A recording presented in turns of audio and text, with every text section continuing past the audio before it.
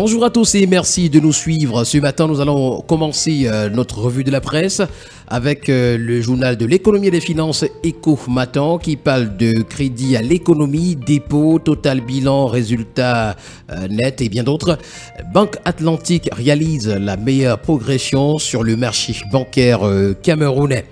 En petite une ce matin, au Cameroun, la vie pourrait être plus chère en 2024. Autant d'informations à retrouver ce matin en parcourant les colonnes du journal. Ce matin, le journal Repère parle de prévention des conflits. Il nous renseigne que Paul Biya crée un centre de veille stratégique. Par un décret datant du 4 septembre 2023, le président de la République décide de la création de l'école de formation aux opérations de maintien de la paix.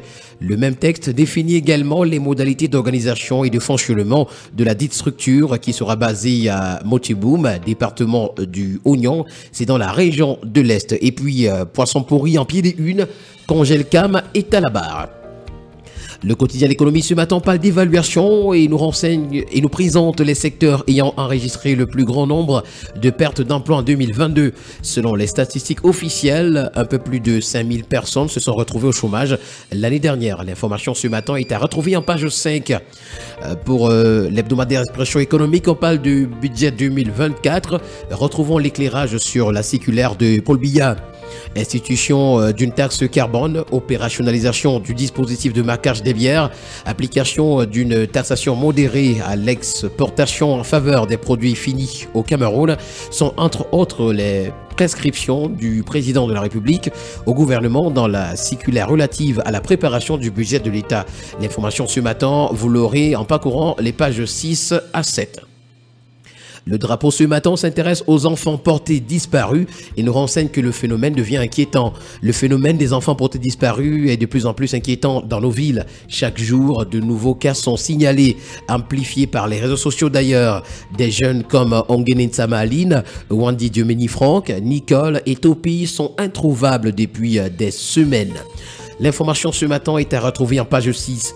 Coopération franco-camerounaise en petite une, 227 véhicules de secours pour la flotte des sapeurs-pompiers.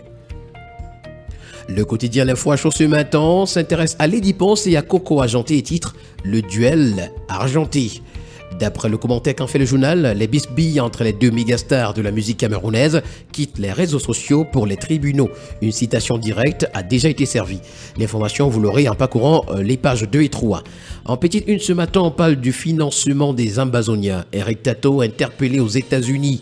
Coup d'État au Gabon, les mesures de la communauté de la CEEAC est à retrouver ce matin des pages 6 à 9. En attendant le 12, quel gardien sera dans les buts des Camerounais? Cameroun-Burundi également, ça passe ou ça casse. Et puis coopération Cameroun-France, 227 nouveaux engins pour les sapeurs-pompiers. Toutes ces informations, vous les retrouverez au complet en parcourant les colonnes du quotidien L'Info à chaud. Le quotidien de la santé Éco-Santé ce matin parle de menaces de polio et nous fait savoir que le Minsanté annonce le lancement d'une campagne de vaccination. Ceci fait suite à de nouveaux cas de poliovirus enregistrés dans la ville de Yaoundé le 25 août dernier. La dite campagne de vaccination se tiendra du 22 au 24 septembre 2023 dans les régions à haut risque, notamment le centre, le littoral, l'ouest, le nord-ouest et le sud-ouest. Village de l'amour en petite une, plus de 100 PAM prises en charge et puis prunier d'Afrique, son écorce soulage les troubles de la prostate, nous renseigne le quotidien Éco-Santé. Le quotidien Nouvel Horizon pour sa part ce matin s'intéresse davantage à l'année scolaire 2023-2024, la rentrée de toutes les incertitudes, titre pour nous ce matin le journal. Avec le tri hebdomadaire Le du Sahel, on s'en va dans le Mayo Moscota où 4 personnes ont été tuées dans des attaques de Boko Haram. À Mayoda, 3 personnes ont été enlevées par les hommes armés. Et puis dans l'extrême nord, on a 85% des élèves qui ont répondu présents. Surveillance également, le MINFI valide les scanners mobiles. Le quotidien Mutation parle de crise anglophone ce matin à sa grande une et titre Traque à l'américaine. D'après le journal, Eric Tato, l'un des principaux donneurs d'ordre et financiers des combats sécessionnistes, a été arrêté aux États-Unis. C'est la troisième prise majeure depuis la saisine de la justice par maître Emmanuel Nsalaï. Ce matin, le Messager en parle également lorsqu'il s'interroge dans sa grande une.